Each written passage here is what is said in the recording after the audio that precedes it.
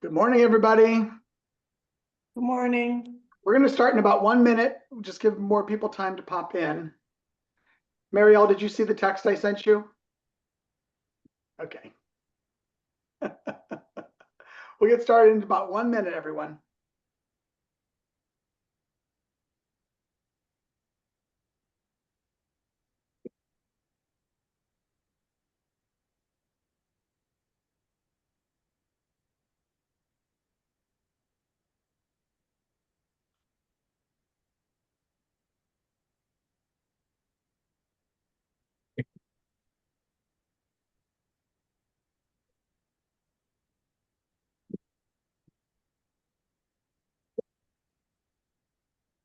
Okay, welcome to our September. Welcome to September. Wow, I can't believe we're here already. September 2, and welcome to the lift. We're going to start with some tell us something good, and I'm going to turn off my screen so we can look at each other while we do this.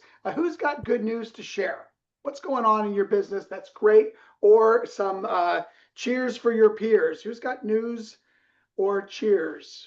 I think I might have a buyer for the Cordillera house. Oh, really? Yeah. Congratulations. That's awesome. Well, it's not a firm thing, but they came over and it's, like they're gonna remodel the kitchen and they're gonna do this and that. And so I don't know. They're placing their furniture. Yeah. I love it. That's awesome. Congratulations, Cynthia. Who else? Good news. I went under contract yesterday on a property in Arrowhead, single family home, from a guy that walked in the door after looking at pictures in the window.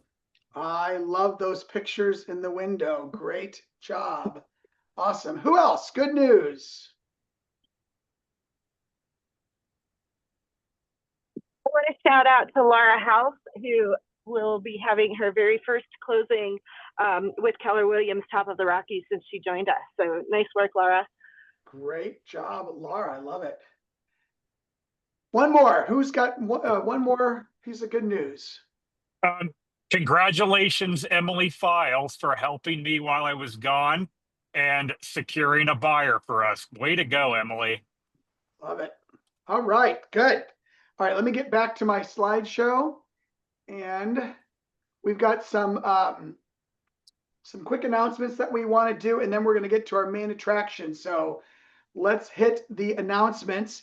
Couple things coming up that I want to share with you. First, Canva.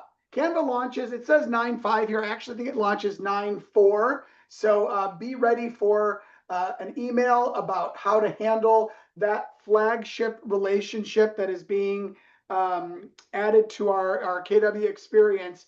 And the region will be doing some training on this on Thursdays, and the market centers will be doing training on this as well. What's exciting about this Canva flagship launch is that you're getting Canva, not just Canva Pro, but you're getting a special arrangement.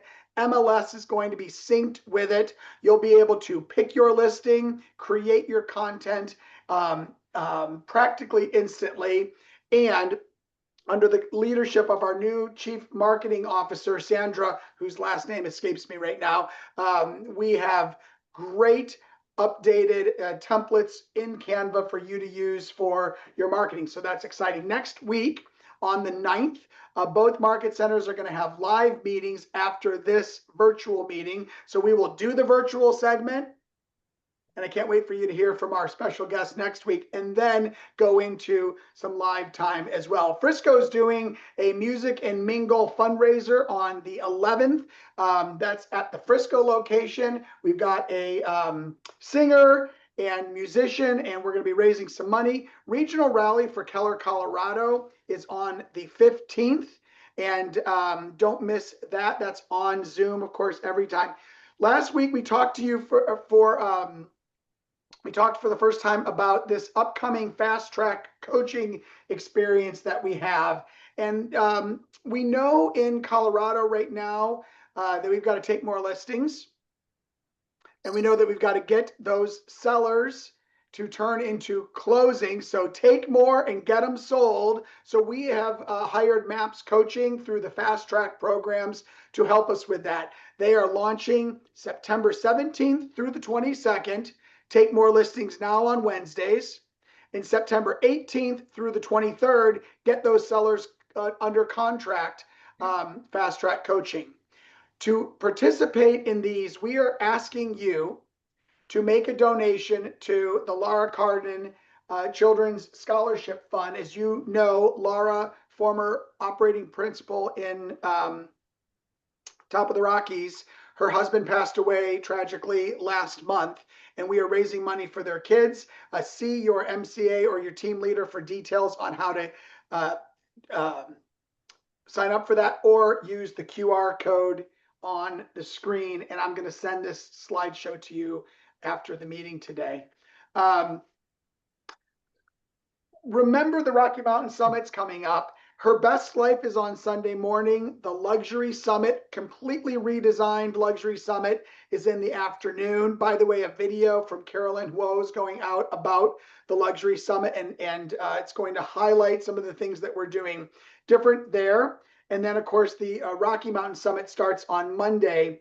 We've got the full agenda published at kwrockymountainsummit.com. If you want to see what's going to be talked about during the panels and what the breakout sessions are all about,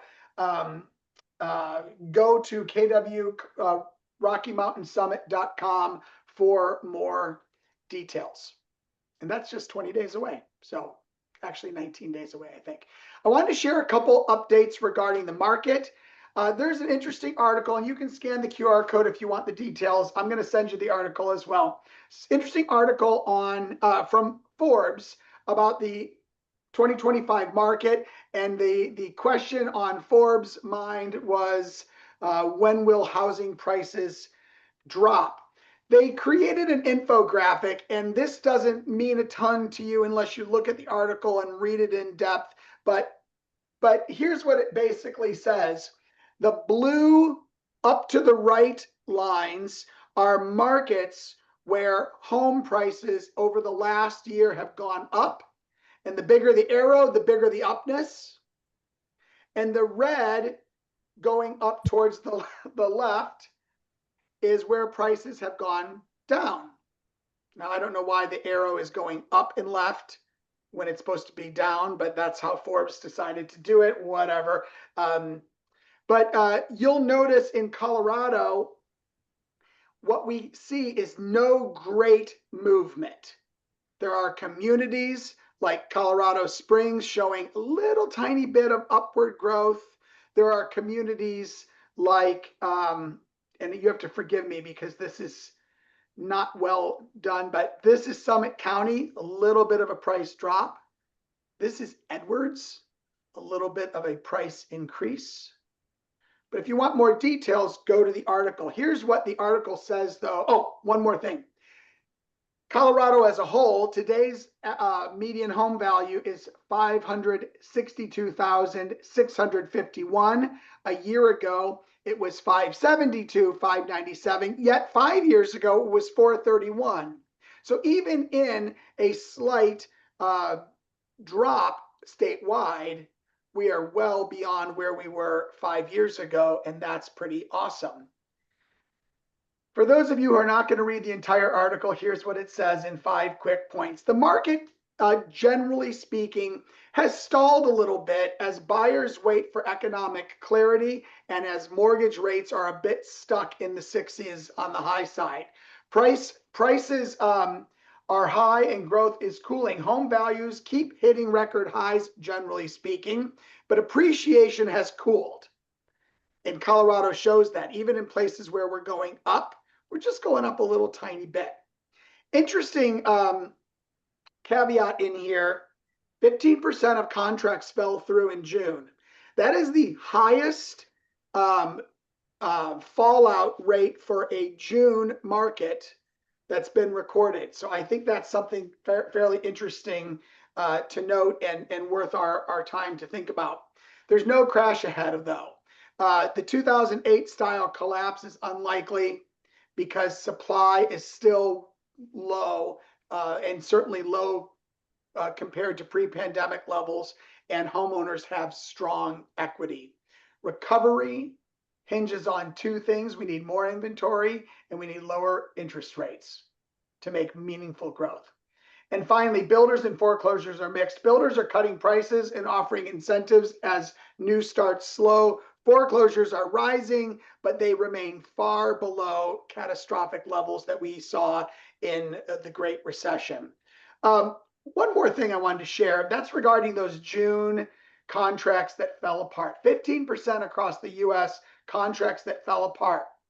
28% of the time, if a contract in June of 2025 fell apart, it was due to an inspection issue.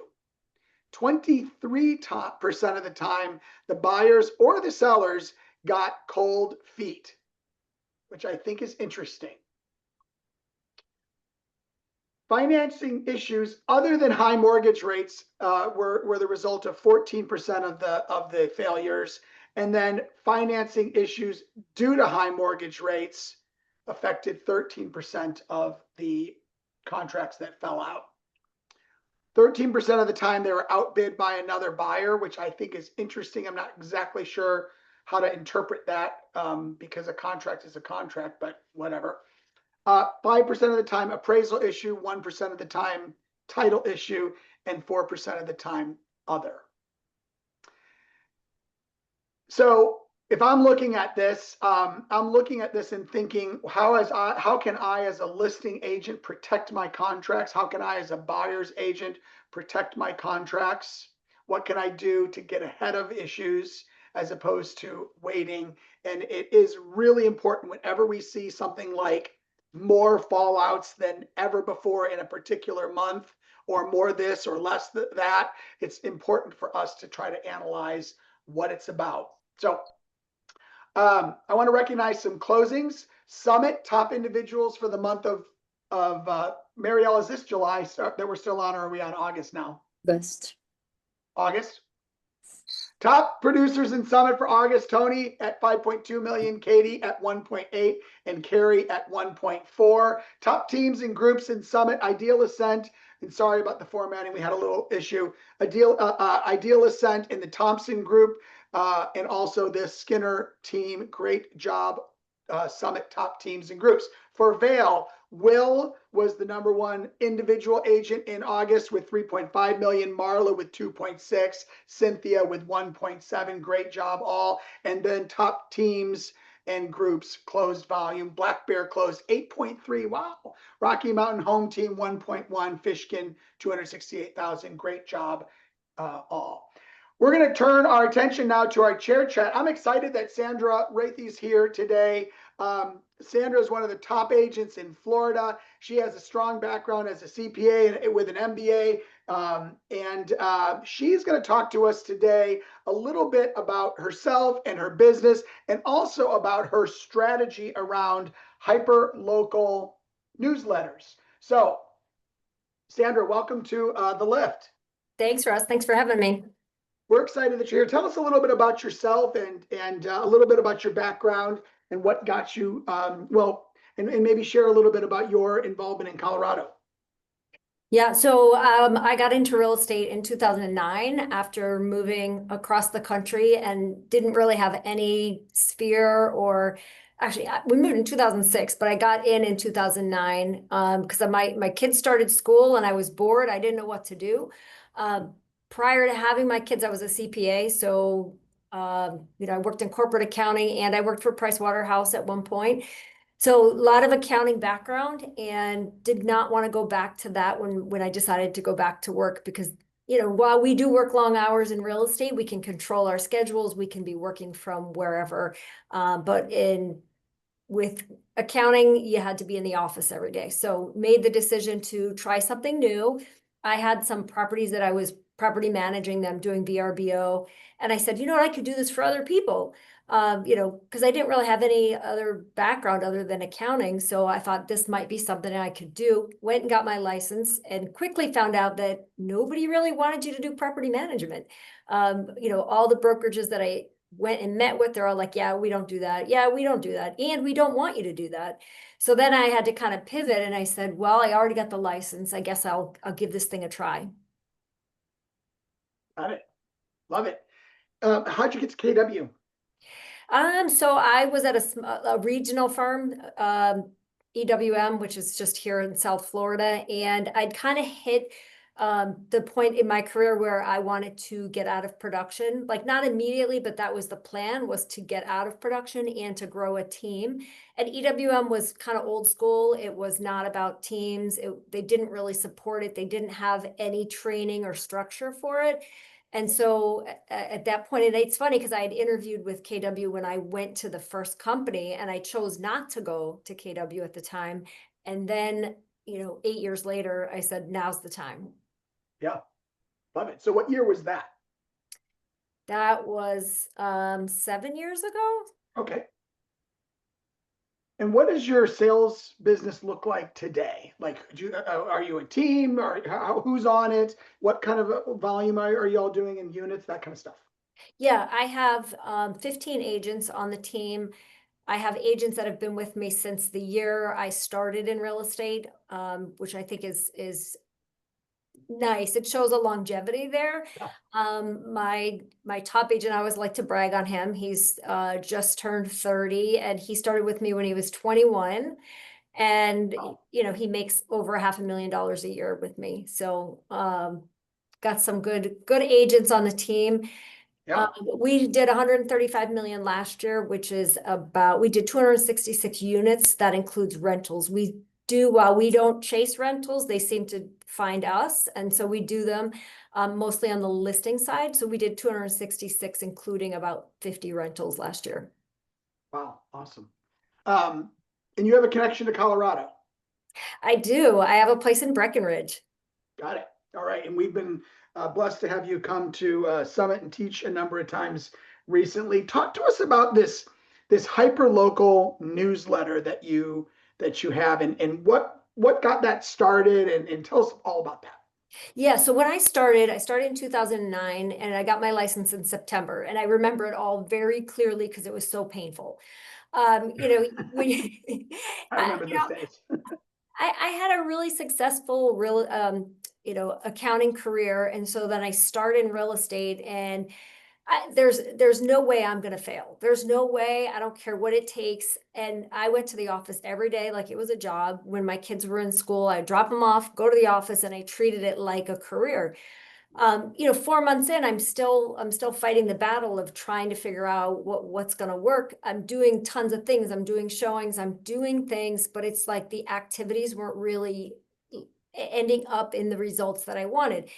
And, in accounting, I'm very systematized. It's like you're doing procedures every month. You do the same thing over and over. You know what you're going to do day in and day out, versus real estate. It's like, oh, well, I woke up today. What do I want to do? And then tomorrow, what do I want to do tomorrow? It's just different every day. And I said to myself, what can I do that's repeatable, that I create a process and I don't have to think every day, what do I do? Also, as I was kind of going through that process, I remembered an agent used to drop off a little flyer in my front door when I lived in my first house here in Florida. And I always loved it. Again, I'm going to count it. So it was numbers. It was showing, what's sold, what's pending, what's active. And so I said, you know what, why don't I try that? And the very first month that I did one, I actually got my first listing. Wow. So why is it hyperlocal? What does that mean exactly? So we actually do multiple newsletters now. I started in one area, farming, and it actually was the neighborhood that I lived in, but I didn't do it because it was the neighborhood I lived in. I did it because I ran the numbers. Mm-hmm. I picked a bunch of different neighborhoods, and I said, what are the turnover rates? What is the volume of sales in there? And is there any agent that is really dominant in there? Like for me to have to fight the battle to get in. And I put these big pieces of paper on the wall, and I made these charts, and I put, all of those statistics down neighborhood by neighborhood. And I also looked at things like accessibility, because here everything's gated communities.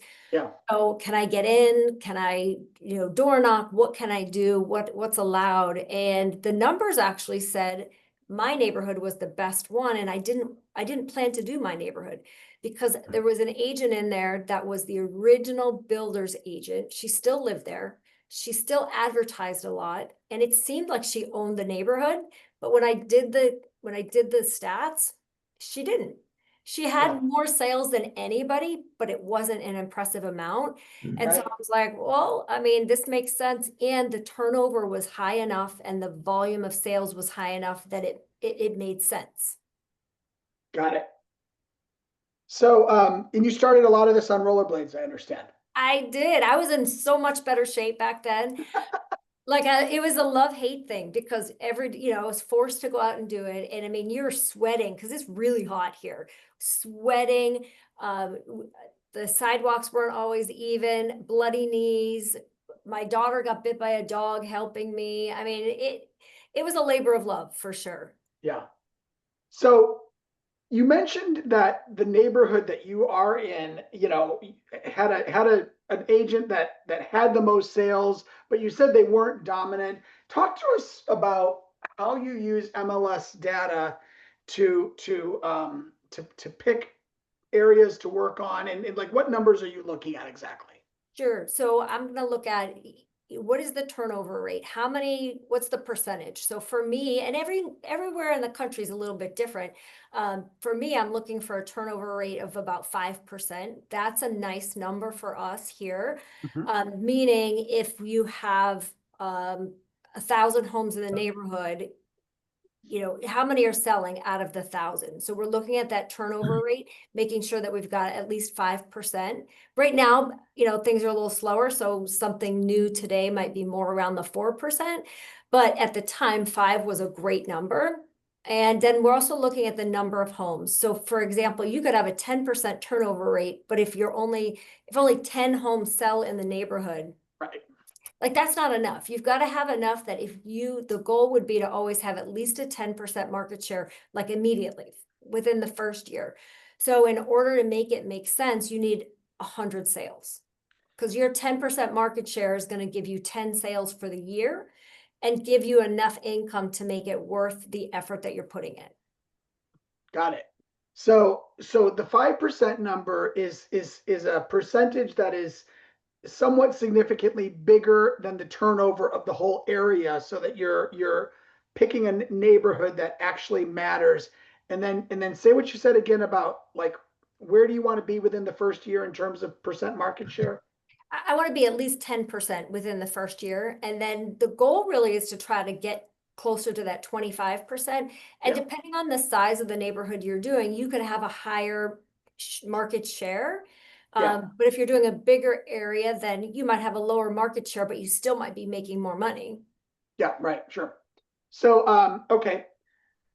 Talk to us about the structure of this newsletter. I understand that you use a 4-page kind of structure. Look, I even have one here. Love it. Love it. Tell us about the structure. Yeah, so and it's funny, when I first started, I would say that we're pretty similar the way we do it. I've been doing the newsletter for 15 years and I've missed 1 month, and that was because the presses were shut down after a hurricane. But short of that, it's gone out every single month. And Wow. right now we're farming 6 different neighborhoods or areas, and each one is specific to that area. There are articles that will work in all 6. But then there are some articles that we try to be more hyper local to that neighborhood.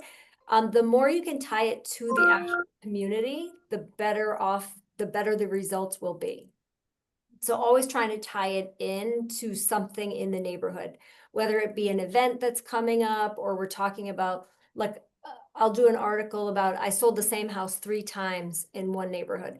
Like that's fun, right? People like to see that. And then I'll do a picture of when I first sold it, then second sold it, third sold it. And you can see the progression of very traditional, little more modern, and then totally, more modernized. Right. Inside the newsletter, I assume you've got like market stats and personal stories and local content. What resonates most with people from your experience? Yeah, so the newsletter is for a couple different things. One, obviously, it's to get listings. Like that is the goal of the newsletter. Sometimes we get buyers from it, but the goal is listings. It's 100%. That's the aim. So every article is written around the listing side. So, for example, I'm not putting articles in about how great the neighborhood is. Like everybody loves it here. We all want to stay. No, I want you to sell your house. Right. right? So I don't want to sell you on the neighborhood. I want to maybe sell you on the possibility of selling and moving somewhere else. Like maybe your kids have grown and gone to college now. Is it time to sell and move to the intercoastal? Go to where the empty nesters go, things like that. Like trying to plant the seeds of, hey, what could your life be at this moment if you made a change? So some of that, I'm not the person who puts the recipes in. There's no recipes in my newsletters. I really try to keep it focused on real estate or, something related to real estate or finances. There's always an article. The cover is always one of our new listings, and that makes us have a goal. Our goal is to have a new listing every single month in the neighborhood, and that's what goes on the cover. And then there's an article about that. There's a Dear Neighbor section, which is usually a little bit more personal about me, and it's all from my perspective. Everything's written from my perspective as if I'm talking to you. It's not fancy. It's not newspaper. It is literally me talking to you. So I'll talk about, like when I bought my place in Breck, like that's a great newsletter article. Like, look what I did and you could do this too. Call me today. And I think I had like 5 people call me when I did that article. And, now it's referrals to Colorado. So I'm sending you guys business because of my article here. So it's coming up with anything that I can to tie to real estate, giving a call to action. We also run a raffle almost every single month. And that again is just to get interaction, get people to be calling us and for them to open the newsletter because it's on the inside. So now they're going to open it to look and see, well, what's inside? Is there a raffle? I want to win a raffle. And it's nothing big. The best raffle we ever did was a Total Wine, $50 Total Wine gift card. That was the most popular one. Wow. Interesting. Is that typically your budget, around $50? So you do 25 to 50. We've done some that are a little bit bigger, and we usually get vendors to donate it. Like we're not even paying for them. The vendors are doing it because it's free advertising for them. We'll put it in the month that we're offering the prize, and then the month that it's won. So they get 2 shout outs in our newsletter for $50. That's cheap. Now, do you conduct the raffle online in some fashion, or is it just something that you announce the next month? We've done both, but generally speaking, it's just we're putting it in. I do try to get the agents to go and personally hand deliver it and take a picture with the client. Right. It's hard to get them to do that, but when we do that, again, it's more connection. It's more personal when they actually see, oh, this person's face and they won. That now makes other people more excited and wanting to do it. Yeah, it's hard to find agent photographers when they're selling 266 houses a year, I would think. Yeah, it's not at the top of their list. Yeah, it's like a luxury problem to have. So you said that you're focused on 6 neighborhoods. How many units is that, or how many newsletters are going out a month? Yeah, it's about 30,000 at this point. 30,000. Yeah. Wow. So what is your budget for this? Yeah, so each neighborhood is going to run between 21,000 and 28,000 per year. So neighborhoods are 5,000 on average in size. Is that about right? Yeah, the smallest one we have is 1,800 and the largest one we do is 10,000. Yeah. Okay. How do you track the results? So we track where everything came from. We track how many we sold in each farm area. So we're always looking at that, and quarterly we'll look at it and say, okay, this one's underperforming, this one's overperforming. What's happening? What do we need to add to the underperformer to beef it up? The newsletter is really the core of everything. I mean, it's the base, but if things are a little bit slow, we'll throw in an extra postcard. Maybe we'll do a small event. I'm not a huge event person. It's just not my thing. I don't like being tied down like that, but we'll throw in a little event, an extra postcard, maybe an extra raffle. We'll start calling the neighborhood, having the agents just call and touch base and, hey, have you seen our newsletter? Getting more creative with the articles. Like what else can we put in that will have a call to action that people will respond to? And really trying to think through like being strategic about it. Yeah. So, and I was going to ask you that. So the newsletter, the 12 direct newsletter program, an occasional additional postcard, not very frequent events. Any other major lead gen sources in your business? Outside of farming? Mm-hmm. Outside of farming, well, I think the next biggest thing is actually what people would call database. Or we do a lot of follow-up with past clients. Getting referrals from people is a big part of our business, referrals from even agents. So I would say that's our biggest, it's newsletter number one. Past clients and referrals are our next biggest, and the referrals being both agents and clients. Right. And I think a lot of that stems around that we try to stay in touch with people. We manage the database like they teach you to manage your database, where we're making the quarterly calls to the past clients. We do host a couple of big events a year, really just to give us a reason to call people. And it's another thing to put into our newsletter.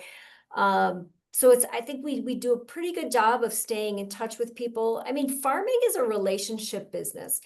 And I think if you look at all of the areas that were most successful, have the best lead conversion, is going to be relationship oriented. Yeah. Referrals are relationship oriented, past client, repeat client, that's all relationship. Yeah.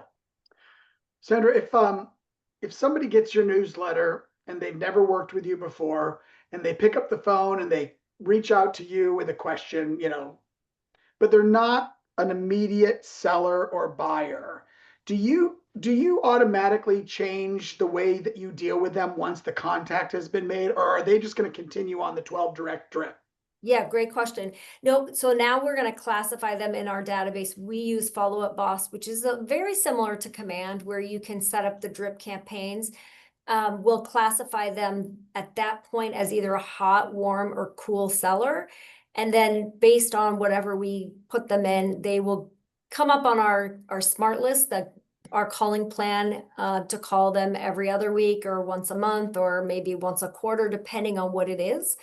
And I think that's one thing that we try to be really good about, is having reasons to call people that isn't just to say, are you ready to sell? Are you ready to sell? But like, what value can we give you? Now we're inviting you to an event because you reached out to us. We do drop-off gifts too, like little small packages that we make them pretty in these pretty bags with pretty tissue paper. And then the gift is worth like under $5. But it's the event of receiving it. And people absolutely love that. You show up at their door with this little gift bag and they just love it. Sometimes they're not home. We have to just leave it. And I've gotten some of the best text messages. People are like, your follow-up rocks. Your marketing is unbelievable. It's the little touches that just go above and beyond. What's a $5 thing that might be in a bag that you drop off at the house? We've done candles. We've done, like for the 4th of July, we will do a little bag full of fireworks and, little things. What else have we done? I'm drawing a blank on it, but we've done little notebooks, and everything has a purpose. And then the bag, there's always a tag that ties it together, like some tagline. One of my favorites is we do poinsettias at Christmas, and they have a big sale right around Thanksgiving. So they're cheap, but they're big. They're like, you show up with this big poinsettia and people think you spent $15 and we paid like $4. We also do pumpkins, like big pumpkins from Trader Joe's. So you show up with this big pumpkin and it's got a cute tag on the stem, and people just love it. Sure. So the reason we asked you here is because, Gary recognized your program and brought you on stage at Mega Camp a couple weeks ago, and your sales at 135 million and 266 units speak for themselves. If an agent listening to you wanted to start a newsletter like yours, what would you advise them to do? Yeah, well, I can tell you how I started mine. I mean, I started when I wasn't making any money. So I was actually printing it in my office. It was the cheapest way to do it at the time. I don't know about today if that would be the cheapest way, with paying for printing, but I printed it in my office, black and white. Check it out. That is what it looked like to start, right? Yeah. I would print in the middle of the night. Literally, I would have to go in the middle of the night because I couldn't print during the day. I would drive all the agents crazy. And then I would sit and fold it myself. I would carry it with me to soccer games, to, you know, anything that my kids, I was driving them around to, and other moms would help me fold it. Like they like took it on as part of their life. It was funny. So I think doing it inexpensively and then hand delivering it. I mean, stop going to the gym, just hand deliver newsletters and you'll get your exercise in and it won't cost you any money. Obviously, you know, you're in some of your territory is way too spread out for that. And there's areas that we wouldn't be able to do that here. But if you have some subdivisions that are a little bit more compact, like that's where it makes more sense. And just start without spending a lot of money. You don't have to spend a lot to start making money. Yeah, I like that. Sandra, what are some of the big mistakes people who want to get into farming and start? What are some of the big mistakes you see them making? Yeah, I think the biggest one I see is that people start and then they're not consistent. They do it 1 month, maybe 2 months. Then, oh, the third month, I don't have time to do it. I'll do it next month. They do it next month. And I've personally seen it with agents on my team because each agent owns a newsletter at this point. Like I'm the producer of the first one, and then they have to provide some feedback for the second one, provide like the house that goes on the cover, because that's their responsibility is to get that listing for the cover. And they just think the consistency is so hard. They have such a hard time. Even agents that are, you know, top producing agents on my team sometimes struggle. And it's just the consistency that's really hard. It's funny because people will start a newsletter, they'll copy me in my neighborhoods that I'm sending them to. And people will call me, are you worried this person's copying your newsletter? Are you worried? I'm like, I'm not worried because they'll do it for 2 months and then they'll quit. Yeah. And inevitably they always do. Yeah. Well, consistency compounds, right? Yeah. And so that would be the biggest one. And then I think the second biggest thing that mistake I see with people, if they've got the consistency, is that they start making it all about them. Like the newsletter is look at me, which yes, absolutely we do that. We put stuff in the look at me stuff, but we try to do it in a way that let the story say look at me, not me say look at me. Like instead of saying I got chosen for this because I'm amazing, well, you know, Gary recognized me and brought me up on stage, and then I'll even be vulnerable. Like I put that article in the last newsletter before I went on stage, and I said, please, you know, hope that I speak well and I don't make a fool of myself. You know, like I'm vulnerable. I put it out there and let them know. You know, my kids go to college, and I'll say, you know, if you see me crying on the side of the streets because my kids just, you know, like making it very personable and a little vulnerable. You can't just be I'm amazing, I'm amazing, I'm amazing. Yeah. Yeah. You have to be a real human being. Yeah. Yeah, I like that. Gus, did Gus asked, do you find your team works the same specific neighborhoods? Gus, are you saying, does she find that the person on the team who's running the newsletter for that neighborhood tends to be working in that neighborhood as well? Is that what you mean there? Yes. Yes. Yeah. Yeah. Sandra, do you understand the question? So I think the question is, well, I'll answer it this way. So one agent is responsible for each neighborhood, and like that's their primary. Now other agents may get a listing in that neighborhood because they got a lead from a past client. And that's okay. Like we're not going to take that away from them. However, we are going to say, okay, if anybody's going to do an open house and it's not you, the listing agent, let the farmer have the opportunity first. The farmer has the opportunity to use that listing to advertise it in our newsletters. It's a team environment for sure. And so we try to find the best ways to make it most beneficial for both parties. Got it.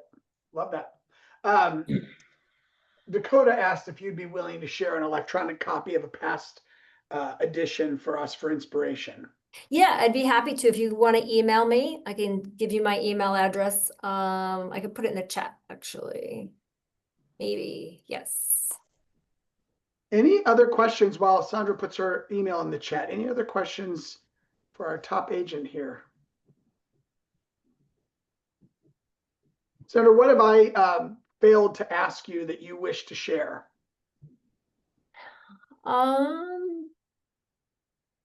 I guess another thing I would say is I have a whole list of other things that you can do other than the newsletter. And we talked about the postcard and we do the drop-offs.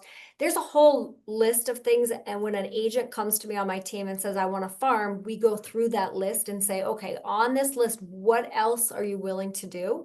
It's a long list, and it's not like you've got to do all these things because nobody can do all the things. But there's things on there, and if you guys want a copy of that too, I'm happy to send that to you. Just send me an email. But on that list are things like drop business cards off at the guard gate going into the neighborhood. Join the Nextdoor app and be on the lookout for anybody talking about, moving sales or, anything that might trigger a potential sale. We have one that started a Facebook group for her community. We have one that started a WhatsApp group for their community. So it's like trying to find the personality, what matches the personality of the agent, because some love social media, some hate it, some go crazy for WhatsApp, some want to do events. So I have a whole list of different opportunities that they can do that will help move the business forward and help it really kick off. And I think the other important thing to say is I personally give everything 6 months. So if I start a new farm area, it's a 6-month trial. At the end of 6 months, if we've gotten nothing, then we're done. And it has happened. I've done that. Or if we get to 6 months and I'm starting to feel like we haven't listed anything, but I'm getting calls, getting questions, and you feel like it's starting to take off, give it a little longer. It does seem like a lot of money out the door, but at the same time, I have farm areas that have made over $600,000 a year. And the cost again was $21,000. Yeah. So the return is phenomenal if you can get it to kick off. And I've had neighborhoods where I had one agent on my team started, didn't get any traction because they weren't consistent. Like they would just randomly, oh, I did it this month, not this month. So she finally quit. Another agent on my team came and said, hey, can I take it over? Because there was already a lot out there. She's crushing it. Now she's getting one listing every single month, and it's a neighborhood that it's not the highest turnover, but one sale a month in that neighborhood, absolutely. I mean, that's a win. Yeah, I love it. Sandra, I appreciate you sharing your insights with us today. This was great. Everyone, I'm going to send you a recording of this call and a summary of the call. I'm also going to send you the one sheet page that KWU put together when Sandra met with Gary on stage last month at Mega Camp. And we'll get that out to you later today. So thank you, Sandra, for being here today. You're welcome. 2 quick things. One, yeah. MREA podcast. I did this same topic on the MREA podcast if you want to listen to that. And then 2, I do a luxury Zoom once a month that I would love all of you to come to. It's free. It's great. And it's a different agent every single month talking about luxury real estate. So if you send me an email, we can add you to the list. Love it. Awesome. Thank you so much. All right. Thank you. That podcast is good. Thank you. Awesome. All right. Thank you, Sandra. So next week, I'm interviewing Gretchen Kingma. Now, Gretchen Kingma has another lead gen strategy. This one is a social media based strategy. She's a former registered occupational therapist. And what she does is she uses her expertise on aging in place, home modification, community transitions. She uses that expertise in the occupational therapy space to get real estate clients. Now, we don't all have that type of expertise, but what I love about what Gretchen's done is she's built this amazing real estate business using her other hustle, her former hustle. Some of you have side hustles. How can we use our the other things that we're interested in and passionate about to get us more real estate business? That is next week, September 9th. And coming up on the 16th, Aaron Kaufman's going to be sharing the KW effect. Krista Staub, who is a MAPS coach, is going to be talking AI on the 30th. That's the week after the Rocky Mountain Summit. And top luxury agent from Beverly Hills, Jeff Yarbrough, is coming on October 7th. So hope you all have a great week and talk to you soon. Take care, everybody. Have a good one. Thank Take you. care.